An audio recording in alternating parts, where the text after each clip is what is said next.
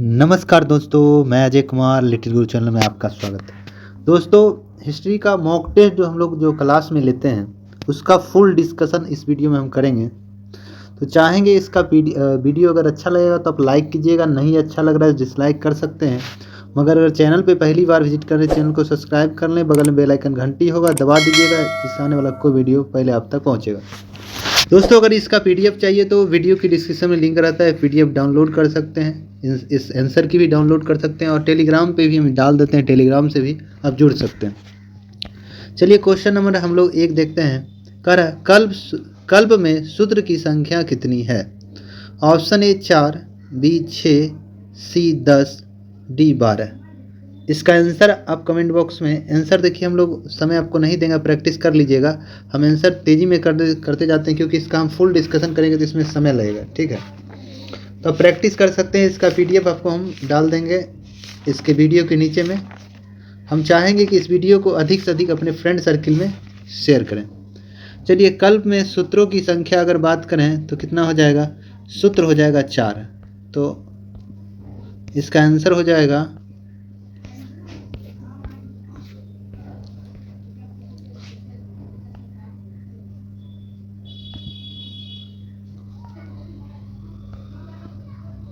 इसका रंग हम ये ले लेते हैं। कल्प में सूत्र की संख्या 4 हो गया।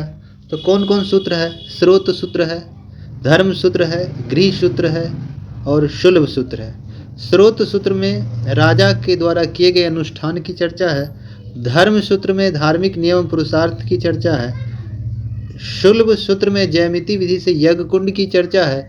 जबकि गृह सूत्र में विवाह, श्राद्ध क्रम, उपनयन, भारतीय कानून व्यवस्था इसकी चर्चा है।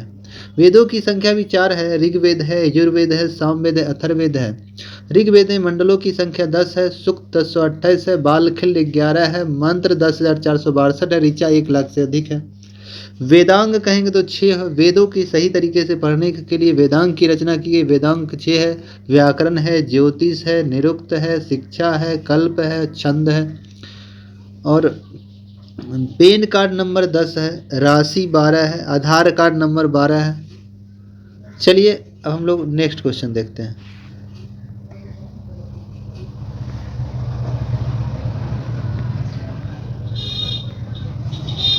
अब 2 नंबर हम लोग क्वेश्चन देखें।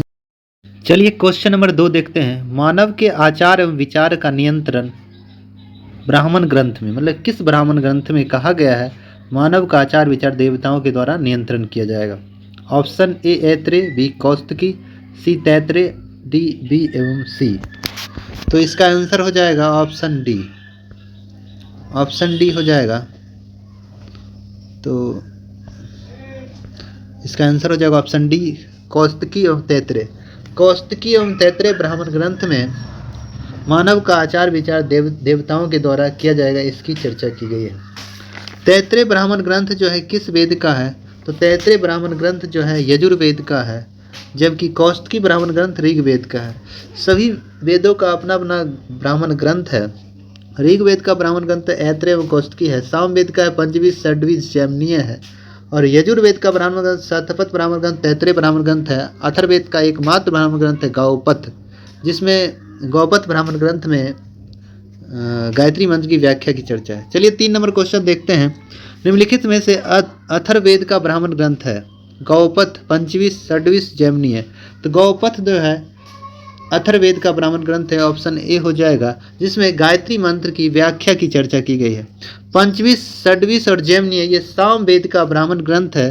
पंचवी में सरस्वती के लुप्त हो जाने की चर्चा है। षड्वी में भूकंप अकाल की चर्चा है। जैमिनीय ब्राह्मण ग्रंथ में विभिन्न प्रकार के मंत्र की चर्चा की गई है। चलिए 4 नंबर क्वेश्चन हम लोग देखेंगे।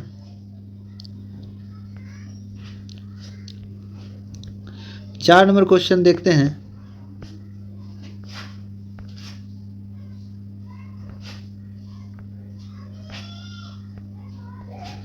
चार नंबर क्वेश्चन में स्त्री को पुरुष की अर्धांगिनी कहा गया है, मतलब किस ब्राह्मण ग्रंथ में? Option A Shatapatha, B Taittiriya, C Aitareya, D Gopatha. स्त्री को पुरुष की अर्धांगिनी जो है शतपथ ब्राह्मण ग्रंथ में कहा गया है। तो इसका आंसर हो जाएगा ऑप्शन ऑप्शन ए हो जाएगा। शतपथ ब्राह्मण ग्रंथ में स्त्री को पुरुष की अर्धांगिनी कहा गया है। शतपथ ब्राह्मण ग्रंथ किस वेद का? यजुर्वेद का ब्राह्मण ग्रंथ है शतपथ और तैत्रेय, जबकि ऐत्रेय एवं कौस्तुकी ब्राह्मण ग्रंथ ऋग्वेद का है और गौपथ अथर्ववेद का ब्राह्मण ग्रंथ है। 5 नंबर क्वेश्चन देखना, निम्नलिखित में से ज्ञान मार्ग एवं कर्म मार्ग के बीच सेतु का कार्य करता है। ऑप्शन ए अथर्ववेद, बी आरण्यक ग्रंथ, सी सामवेद, डी यजुर्वेद। तो इसका आंसर हो जाएगा 5 का बी आरण्यक ग्रंथ। आरण्यक ग्रंथ जो है ये जंगलों में लिखा गया था। ये क्या हुआ, इसमें आरण्यक ग्रंथों की संख्या 7 है, जिसमें ज्ञान मार्ग कर्म मार्ग के बीच सेतु का कार्य करेगा। अथर्ववेद का एक भी आरण्यक ग्रंथ नहीं है, शेष सभी वेद का आरण्यक ग्रंथ है। अथर्ववेद में आप जानते हैं गौत्र की चर्चा की गई है। सामवेद में जितना भी भारतीय संगीत का जनक सामवेद को कहते हैं, बलि की चर्चा यजुर्वेद में किया गया है। चलिए नेक्स्ट क्वेश्चन देखते हैं। 6 नंबर क्वेश्चन देखते हैं क्या कह रहा है। 6 नंबर क्वेश्चन में है,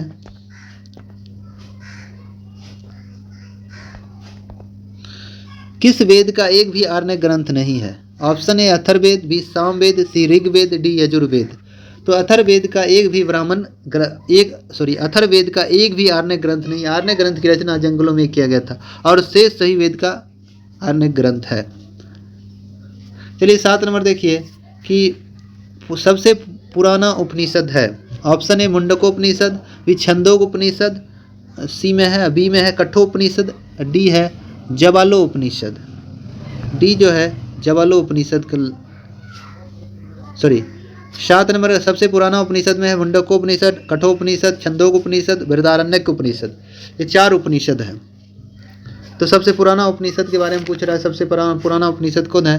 तो सबसे पुराना जो उपनिषद है, सबसे पुराना अगर हम उपनिषद की बात करें तो छंदोग उपनिषद हो जाएगा, ऑप्शन सी हो जाएगा।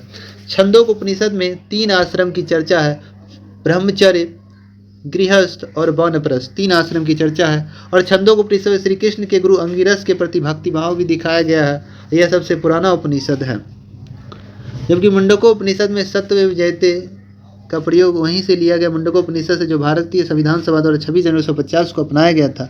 बृहदारण्यक उपनिषद जो है, जिसमें पुनर्जन्म की चर्चा है, अस्तो माँ सदगमय तमसो माँ ज्योतिर्गमय की चर्चा है, सबसे बड़ा उपनिषद बृहदारण्यक उपनिषद है। कठोपनिषद में यमराज नचिकेता के बीच वार्तालाप की चर्चा की गई है। चलिए 8 नंबर क्वेश्चन देखते हैं हम लोग। 8 नंबर क्वेश्चन कह रहा है कि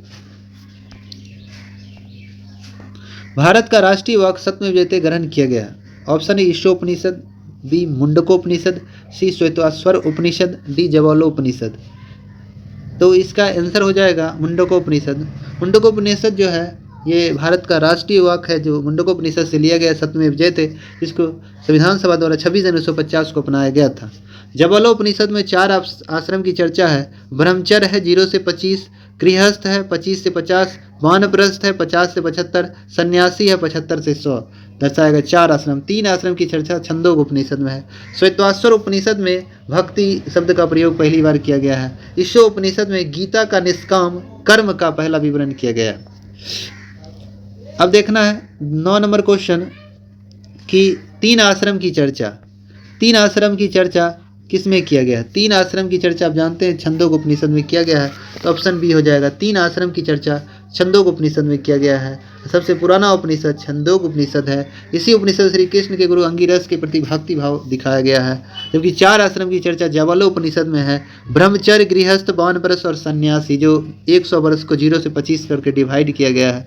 बृहदारण्यक उपनिषद में पुनर्जन्म, तमसो माँ ज्योतिर्गमय, अस्तो माँ सदगमय की चर्चा है। सबसे बड़ा उपनिषद बृहदारण्यक उपनिषद है।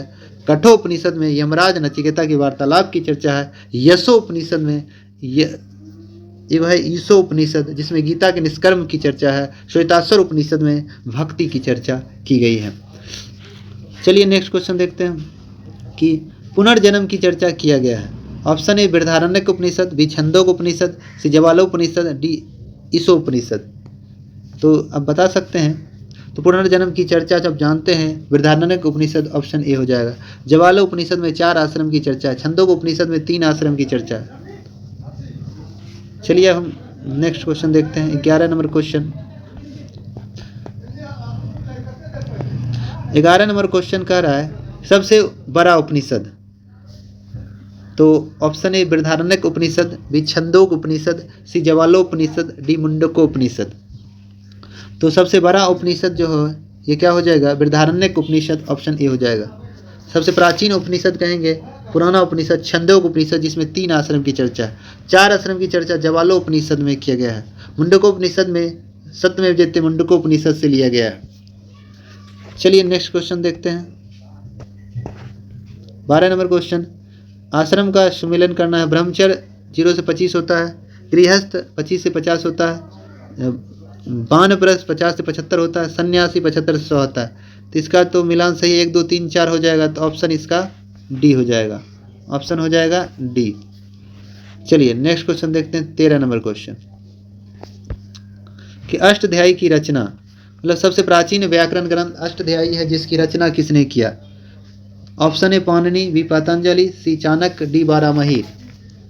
दोस्तों हम चारों ऑप्शन क्लियर करने की कोशिश करते हैं, इसलिए वीडियो जब भी होगा पूरा देखिएगा। आप अगर 1 2 बार देख लीजिएगा पूरा क्वेश्चन, अब प्रैक्टिस कर लीजिएगा, ऑब्जेक्टिव प्रैक्टिस कर लीजिएगा तो ध्यान में रहेगा। तो अष्टाध्यायी की रचना किसने की। तो अष्टाध्यायी पुस्तक की रचना जो है, प्राचीन अष्टाध्यायी प्राचीन व्याकरण ग्रंथ है, इसकी रचना जो संस्कृत भाषा में पाणिनि के द्वारा किया गया, तो इसका आंसर हो जाएगा ऑप्शन ए हो जाएगा। जबकि अष्टाध्यायी पर एक टीका लिखने का काम पतंजलि ने किया, उस टीका का नाम था महाभाष्य। महाभाष्य पुस्तक पतंजलि के द्वारा लिखा गया। अर्थशास्त्र पुस्तक चाणक्य के द्वारा लिखा गया, जबकि बृहत संहिता बारहमहीर के द्वारा लिखा गया। बृहत संहिता जो ज्योतिष से संबंधित पुस्तक था। चलिए आश्रम की संख्या कितनी है। आश्रम 4 है, ब्रह्मचर्य है, गृहस्थ है, वानप्रस्थ और सन्यासी।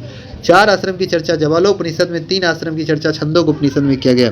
राशियों की संख्या 12 है, आधार कार्ड नंबर 12 है। पुराणों की संख्या 18 है, पैन कार्ड नंबर 10 है, और ऋग्वेद में मंडलों की संख्या 10 है, मोबाइल नंबर 10 है। चलिए नेक्स्ट क्वेश्चन देखते हैं।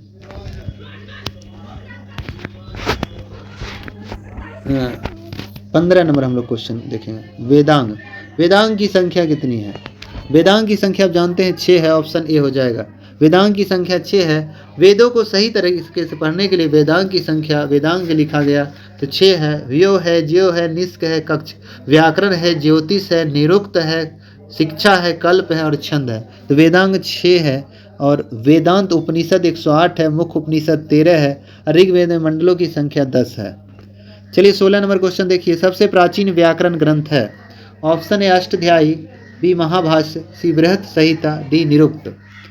तो इसका आंसर हो जाएगा ऑप्शन ए अष्टाध्यायी, जो संस्कृत व्याकरण की प्रथम पुस्तक अष्टाध्यायी जो पाणिनि द्वारा लिखा गया। महाभाष्य पतंजलि के द्वारा लिखा गया। बृहत संहिता बारामहीर के द्वारा लिखा गया, जो गुप्त शासक चंद्रगुप्त द्वितीय के दरबार में रहा करते थे, जो पेशा से डॉक्टर थे। निरुक्त पुस्तक निरुक्त यास्क मुनि द्वारा निरुक्त पुस्तक की रचना की गई थी। चलिए नेक्स्ट क्वेश्चन देखते हैं। 17 नंबर क्वेश्चन देखना है कि निम्नलिखित में से वेदांग में शामिल नहीं है। अब इसका आंसर कमेंट आसानी से कर सकते हैं, बहुत बार चर्चा हो चुका है। वेदांग में ज्ञान शामिल नहीं है। जानते हैं वेदांग में क्या है। व्याकरण है, ज्योतिष है, निरुक्त है, शिक्षा है, कल्प है, छंद है, मतलब ज्ञान नहीं है। आगे देखते हैं 18 नंबर क्वेश्चन। बारामहीर किसके दरबार में रहते थे। तो Varahamihira option A Chandragupta Maurya, B Chandragupta द्वितीय, सी हर्षवर्धन, डी फैजी।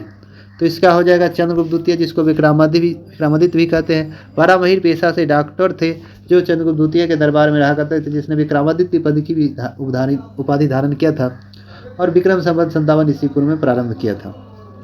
हर्षवर्धन का दरबारी कवि बाणभट्ट थे। चंद्रगुप्त मौर्य के दरबार में अगर कहा जाए तो चाणक्य रहा करते थे। फैजी अकबर के दरबार में रहते थे। चलिए नेक्स्ट क्वेश्चन देखते हैं। 19 नंबर क्वेश्चन देखना है। आर्णक ग्रंथ की संख्या है। Option A 7, B 8, C 9, D 10। तो आर्णक ग्रंथों की संख्या 7 है और अथर्ववेद का एक भी आर्णक ग्रंथ नहीं है। आर्णक ग्रंथ जंगलों में लिखा गया है।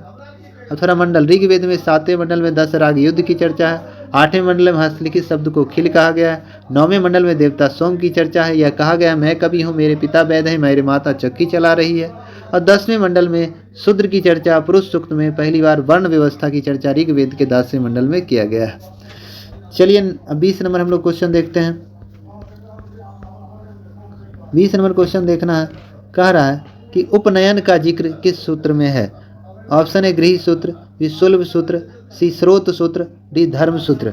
अब जानते हैं 4 सूत्र है स्रोत सूत्र है, गृह सूत्र है, धर्म सूत्र है, शुल्ब सूत्र। तो उपनयन जनेऊ का काम जो होता है, जनेऊ उपनयन उसी को कहते हैं। यह जो है गृह सूत्र में है, तो इसका आंसर हो जाएगा ऑप्शन गृह सूत्र। गृह सूत्र में भारतीय कानून व्यवस्था, उपनयन, नामाकरण, श्राद्ध क्रम, ये सब गृह सूत्र में है।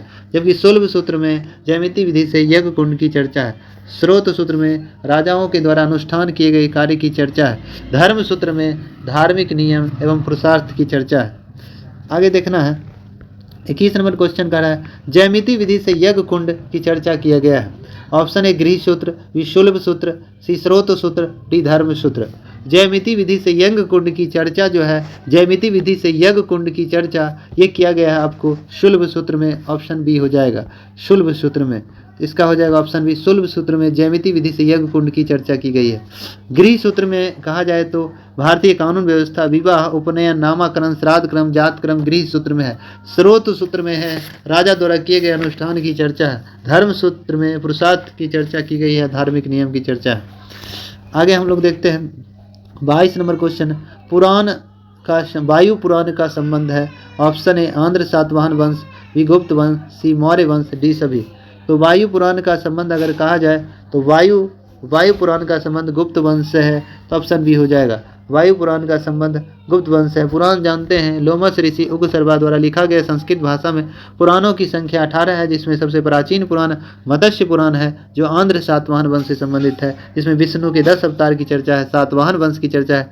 गुप्त वंश का विष्णु पुराण में गुप्त वंश के बारे में दिया गया है, वायु पुराण में गुप्त वंश के बारे में दिया है, विष्णु पुराण में मौर्य वंश के बारे में दिया है, और अग्नि पुराण में राजतंत्र के बारे में दिया है। शिव पुराण में शिव के 11वें रूप हनुमान की चर्चा की गई है।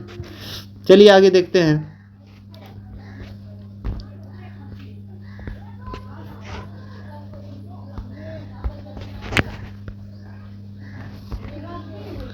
तेईस नंबर क्वेश्चन देखते हैं, पुराणों की संख्या है। Option A 10, B 18, C 6, D 16। तो पुराणों की संख्या आप जानते हैं, पुराणों की संख्या कितनी है।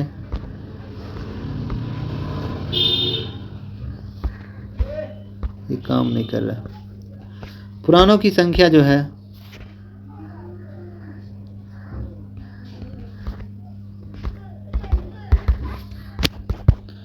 अच्छा, इसको बंद कर देते हैं।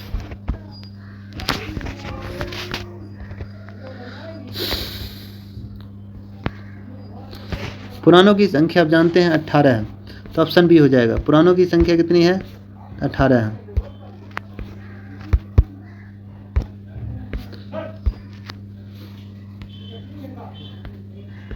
पुराणों की संख्या 18 हो गया, और ऋग्वेद में मंडल 10 हो गया, वेदांग 6 है, और संस्कार, महाजनपद, सिंगार, PAN card number, ATM number, ये सब 16 डिजिट का होता है। चलिए हम लोग अब 24 नंबर क्वेश्चन देखते हैं। 24 नंबर क्वेश्चन कह रहा है कि मिलान करने के लिए कल्प क्या है। यज्ञ के संपादन के लिए कल्प, निरुक्त शब्द की व्युत्पत्ति, छंद, मंत्र है, शिक्षा, शुद्ध उच्चारण है। तो इसका हो जाएगा 1, 2, 3, 4। इसका ऑप्शन ए ही में लग रहा है।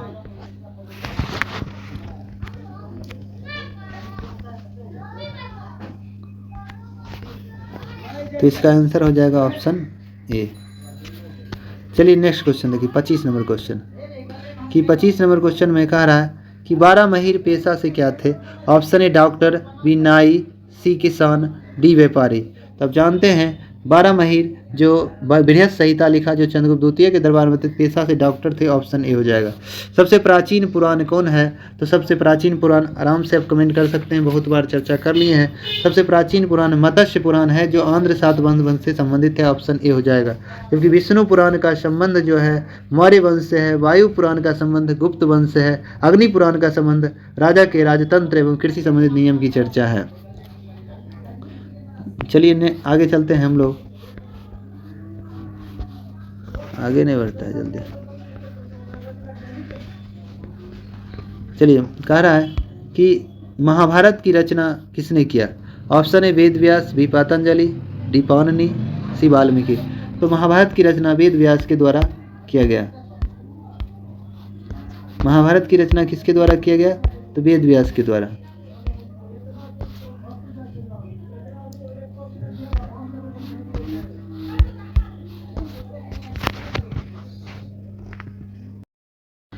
तो महाभारत को किसने लिखा? वेद व्यास में ऑप्शन ए हो जाएगा। महाभारत की रचना वेद व्यास के द्वारा किया गया। पतंजलि ने योग दर्शन का विचार पतंजलि ने द्वारा दिया। महाभाष्य किसने लिखा? पतंजलि ने लिखा। और महाभाष्य पतंजलि ने अष्टाध्यायी पाणिनि के द्वारा लिखा गया। रामायण को वाल्मीकि द्वारा लिखा गया। चलिए नेक्स्ट क्वेश्चन हम लोग चलेंगे। नेक्स्ट क्वेश्चन देखते हैं हम लोग 28 नंबर में, महाभारत में पर्व की संख्या कितनी है? Option A 18, B 8, C 9, D 10। तो महाभारत में अगर पर्व की बात करें, महाभारत में पर्व की संख्या 18 है और 18 अध्याय कह सकते हैं। उसके प्रत्येक भाग को पर्व कहा जाता है। सबसे बड़ा पर्व भीष्म पर्व है और 5वां वेद के नाम से महाभारत को जाना जाता है। सबसे बड़ा पर्व भीष्म में श्री कृष्ण अर्जुन के वार्तालाप की चर्चा है। महाभारत वेद व्यास के द्वारा संस्कृत भाषा में लिखा गया। उसमें 8800 श्लोक था। उसमें उसे जय संहिता कहते थे। इसका फारसी अनुवाद रजनामा के द्वारा रजनामा है, जिसको जैनुल आबेदीन ने किया, जिसे कश्मीर का अकबर भी कहा जाता है। चलिए अब 29 नंबर हम लोग क्वेश्चन देखते हैं।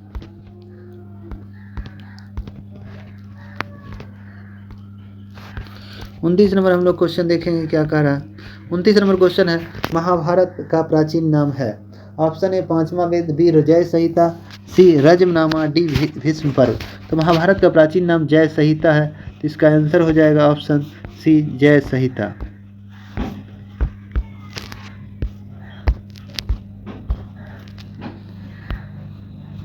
तो महाभारत का प्राचीन नाम जय संहिता होगा। एक मिनट, जय संहिता ऑप्शन बी हो जाएगा। महाभारत का प्राचीन नाम जय संहिता हो जाएगा। महाभारत का 18वां पर्व, महाभारत का सबसे बड़ा पर्व भीष्म पर्व है, जिसमें श्री कृष्ण अर्जुन के बीच हुए वार्तालाप की चर्चा है। 5वां वेद महाभारत को कहा जाता है। रजनामा महाभारत का फारसी अनुवादित नाम है। ये रजनामा किसने अनुवादित किया फारसी रूप में? जैनुल आबेदीन ने, जिसे कश्मीर का अकबर भी कहते हैं। महाभारत सीरियल का डायरेक्टर कौन है? तो महाभारत सीरियल का डायरेक्टर आप बता सकते हैं। Option A B R Chopra, B Valmiki, C Ramanand Sagar, D Ved Vyas. तो महाभारत सीरियल का डायरेक्टर जो है, रामायण का रामानंद सागर, महाभारत का बी आर चोपड़ा है। ऑप्शन ए हो जाएगा। रामायण लिखा वाल्मीकि ने, महाभारत लिखा वेद व्यास ने। चलिए आगे चलते हैं। 31 नंबर क्वेश्चन देखना है, श्रीमद् भागवत गीता का अंग्रेजी अनुवाद किसने किया? तो गीता का अंग्रेजी अनुवाद जो है यह मैक्स मुलर के द्वारा किया गया। गीता का अंग्रेजी अनुवाद गड़बड़ हो गया। गीता का अंग्रेजी अनुवाद जो है चार्ल्स विलियम विल्किंस ने किया था। ऑप्शन सी हो जाएगा। गीता का अंग्रेजी अनुवाद चार्ल्स विलियम विल्किंस ने। गीता का अंग्रेजी अनुवाद चार्ल्स विलियम विल्किंस ने 1785 में किया था। उसमें भारत के वायसराय वारेन हेस्टिंग्स थे। जबकि ऋग्वेद का अंग्रेजी अनुवाद मैक्स मुलर ने किया था। मनुस्मृति का अंग्रेजी अनुवाद जॉर्ज वूलर ने किया था। चलिए नेक्स्ट क्वेश्चन देखते हैं। 32 नंबर क्वेश्चन देखना है, श्रीमद् भागवत गीता जो है में कुल अध्याय कितने हैं? तो कुल अध्याय जो है 18 हैं। ऑप्शन ए हो जाएगा। श्लोक उसमें 700 है। वेदांग कितने? 6 हैं। सूत्र कितना है? 4 है। वेद कितना है? 4 है। रामायण में कितने श्लोक हैं? तो रामायण में अगर श्लोकों की संख्या कहें 24,000 श्लोक है। जब लिखा गया उसमें 6,000 श्लोक था। महाभारत में जब लिखा गया तो 8,800 श्लोक था। जब महाभारत वर्तमान में 1 लाख से अधिक श्लोक है। चलिए आगे चलते हैं। 34 नंबर क्वेश्चन देखना है, गीता और रामायण अनुसंधान केंद्र, मतलब गीता और रामायण रिसर्च सेंटर कहाँ है? तो गीता और रामायण रिसर्च सेंटर पंजाब में स्थित है। गीता, रामायण, महाभारत तीनों रिसर्च सेंटर कहाँ है? पंजाब में है। रामायण में कुल कांड कितने हैं? तो रामायण में कांडों की संख्या 8 है। ऑप्शन ए हो जाएगा। रामायण में कांड की संख्या कितनी है? कांड रामायण में अध्याय या कांड वही हो गया 8 है, जिसमें बाल कांड है, अयोध्या कांड है, आरण्यक कांड है, सुंदर कांड, किष्किंधा कांड, लंका कांड, उत्तर कांड है। जिसमें बाल कांड में राम सीता के विवाह की चर्चा, अयोध्या कांड में राम के 14 वर्ष की वनवास की चर्चा, आरण्यक कांड में सीता हरण की चर्चा, सुंदर कांड में श्रीलंका गए हनुमान जो सीता से मिलने उसकी का चर्चा है, किष्किंधा कांड राम हनुमान के मिलन की चर्चा है, लंका कांड में राम और रावण के बीच युद्ध की चर्चा है, उत्तर कांड में अयोध्या में राम का राज्याभिषेक की चर्चा है। पुराणों की संख्या 18 है, आधार कार्ड नंबर 12 है और राशि 12 है। चलिए आगे देखते हैं। 36 नंबर क्वेश्चन है, रामायण का सबसे छोटा कांड कौन है? रामायण का सबसे छोटा कांड किष्किंधा कांड है। ऑप्शन बी हो जाएगा। सबसे बड़ा कांड बाल कांड है। सुंदर कांड में हनुमान द्वारा किए गए महत्वपूर्ण कार्य। लंका कांड में जो है ये राम और रावण के बीच हुए युद्ध की चर्चा है। सबसे पहले राम हनुमान का मिलन हुआ, यह किस कांड में? किष्किंधा कांड में। राम हनुमान का मिलन किष्किंधा कांड में। ऑप्शन बी हो जाएगा। Option B. उत्तरकांड में जो है राम का अयोध्या में राज्याभिषेक है। अयोध्या कांड में क्या है? अयोध्या कांड में राम को 14 वर्ष की वनवास की चर्चा है। बाल कांड में राम सीता का विवाह की चर्चा है। चलिए आगे देखते हैं 38 नंबर क्वेश्चन। 38 नंबर क्वेश्चन में है कि भगवान राम के 14 वर्ष का वनवास जिक्र है। तो भगवान राम के 14 वर्ष के वनवास का जिक्र जो है यह अयोध्या कांड में है, तो ऑप्शन सी हो जाएगा। बाल कांड में राम और सीता के विवाह की चर्चा है बाल कांड में। किष्किंधा राम हनुमान मिलन की चर्चा। अरण्य कांड में जो है सीता हरण की चर्चा की गई है। आगे 39 नंबर, हनुमान जी द्वारा किए गए महान कार्यों का वर्णन किस कांड में? सुंदर कांड में है। ऑप्शन सी हो गया। चलिए नेक्स्ट क्वेश्चन देखते हैं हम लोग। अब हम लोग 40 नंबर क्वेश्चन देखेंगे। 40 नंबर क्वेश्चन देखना है, अधिकांश बौद्ध साहित्य की रचना किस भाषा में किया गया? अधिकांश बौद्ध साहित्य जो है यह, तो अब जानते हैं अधिकांश बौद्ध साहित्य जो है पाली भाषा में। ऑप्शन डी हो गया। अधिकांश बौद्ध साहित्य जो है पाली भाषा में लिखा गया, जबकि अधिकांश जैन साहित्य प्राकृत भाषा जिसको अर्धमगधी भाषा में कहते हैं। सभी भाषाओं की माँ संस्कृत को देव भाषा संस्कृत, तो सभी भाषाओं की जननी माता इसी को कहा जाता है संस्कृत को। चलिए देखते हैं आगे क्वेश्चन। 41 नंबर क्वेश्चन है, गौतम बुद्ध की मृत्यु के बाद प्रथम बौद्ध सम्मेलन हुआ। Option A Rajgir, B Vaishali, C Pataliputra, D Kundalvan. तो गौतम बुद्ध की मृत्यु जो है 483 ईस्वी पूर्व में हुई थी। पहला सम्मेलन राजगीर में हुआ था, तो ऑप्शन ए हो जाए। राजगीर में हुआ था 483 ईस्वी पूर्व में। राजगिरी को हम लोग गिरिवर्ज या कुशाग्रपुर भी कहते हैं। उस समय शासक अजातशत्रु थे, हर्यक वंश का शासक था। अध्यक्षता महाकश्यप ने किया था। उसमें 2 पिटक की रचना की गई थी, सुक्त पिटक और विनय पिटक। सुक्त पिटक में की रचना आनंद के द्वारा किया गया। विनय पिटक की रचना उपाली के द्वारा किया गया। सुक्त पिटक में धार्मिक उपदेश की चर्चा है, जबकि विनय पिटक में बौद्ध धर्म से संबंधित नियम कानून की चर्चा है। दूसरा बौद्ध सम्मेलन वैशाली में 383 ईस्वी पूर्व में हुआ था, और उसमें शासक कालाशोक से सुनाग वंश के शासक थे। सभा कमी अध्यक्षता किया। उस समय बौद्ध धर्म में आंशिक विभाजन हुआ। महासांघिक अस्थार वीरावादी था। महासांघिक क्या हुआ? एक स्थान पर रहकर बौद्ध धर्म का प्रचार करेगा। अस्थार वीरावादी जो घूम घूम को बौद्ध धर्म का प्रचार करेगा। तृतीय बौद्ध सम्मेलन 255 ईस्वी पूर्व में पाटलिपुत्रा में हुआ था। शासक अशोक थे। अध्यक्षता को मोगलीपुत्र तीस के द्वारा किया गया।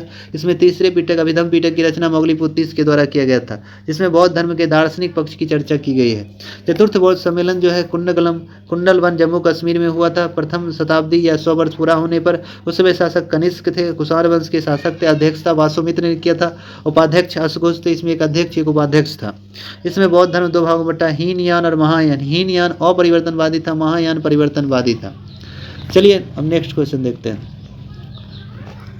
42 नंबर क्वेश्चन। 42 नंबर क्वेश्चन कह रहा है कि द्वितीय बौद्ध सम्मेलन के समय शासक कौन था? अभी तुरंत हम चर्चा किए।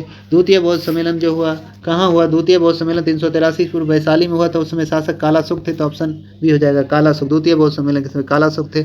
अध्यक्षता सावा कामी ने किया, और द्वितीय बौद्ध सम्मेलन में आंशिक विभाजन हो गया। महासांघिक आस्था वीरावादी। महासांघिक एक जगह रहकर बौद्ध धर्म प्रचार करेगा, जबकि घूम घूम को आस्था वीरावादी करेगा।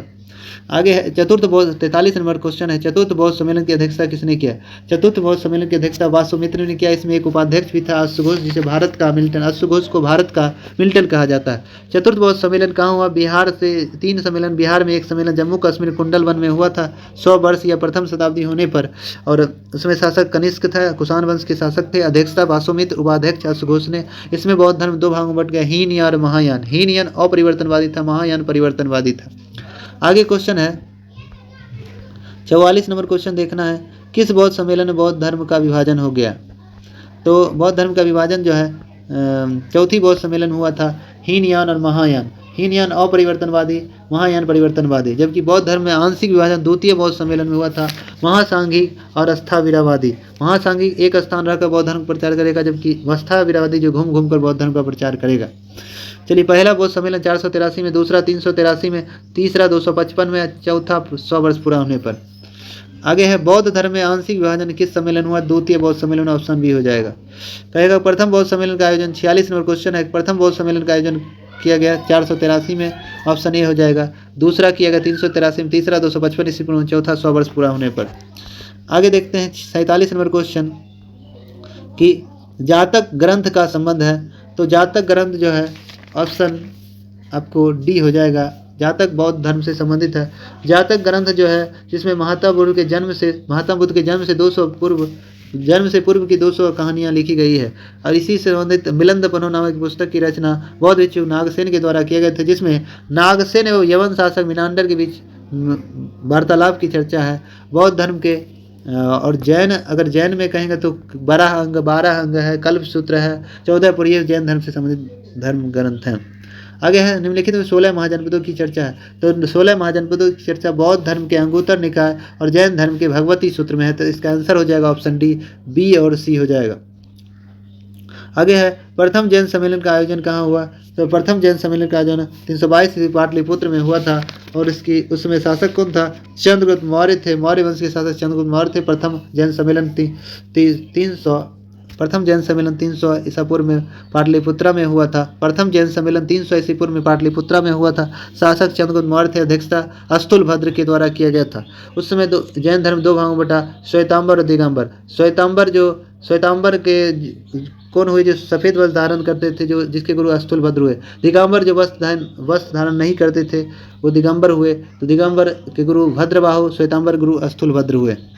दूसरा जैन सम्मेलन वल्लभी गुजरात में 512 ईस्वी में हुआ था। उसमें कुमारगुप्त शासक थे। अध्यक्षता क्षमा सरवन ने किया। आगम ग्रंथ की रचना भी किया था। आगे देखते हैं 50 नंबर क्वेश्चन देखना है कि जैन धर्म का विभाजन किस सम्मेलन में हुआ। तो जैन धर्म का विभाजन प्रथम जैन सम्मेलन में हुआ था। प्रथम जैन सम्मेलन 300 ईस्वी पूर्व में पाटलिपुत्र में हुआ था। शासक चंद्रगुप्त मौर्य थे। अध्यक्षता अस्तुलभद्र के द्वारा किया गया था। प्रथम जैन सम्मेलन 2 भागों में बटा, श्वेतांबर और दिगंबर। श्वेतांबर जो सफेद वस्त्र धारण करता था, दिगंबर जो वस्त्र ही धारण नहीं करता था। श्वेतांबर गुरु अस्तुलभद्र कहलाए, दिगंबर गुरु भद्रबाहु कहलाए। चलिए दोस्तों, अगर वीडियो कैसा है, स्पीड वगैरह है, तब कैसा वीडियो कंटेंट लग रहा है, तब कमेंट बॉक्स में कमेंट कर सकते हैं, अपना विचार दे सकते हैं। अगर वीडियो कोई भी त्रुटि हो तो आप कमेंट बॉक्स में कमेंट करके आप सलाह दे सकते हैं। और अगर कंटेंट अच्छा लग रहा है, इसका PDF चाहिए तो हमारे वीडियो के डिस्क्रिप्शन में आप कमेंट कर सकते हैं, या इसका लिंक भी रहता है, आप डाउनलोड करके प्रैक्टिस कर सकते हैं। वीडियो को पूरा देखिएगा तो पूरा डिस्कशन आप देख सकते हैं। चलिए, अपने फ्रेंड सर्किल में हम चाहेंगे अधिक से अधिक शेयर कीजिए। चलिए आज इतने तक रहने देते हैं। जय हिंद, जय भारत।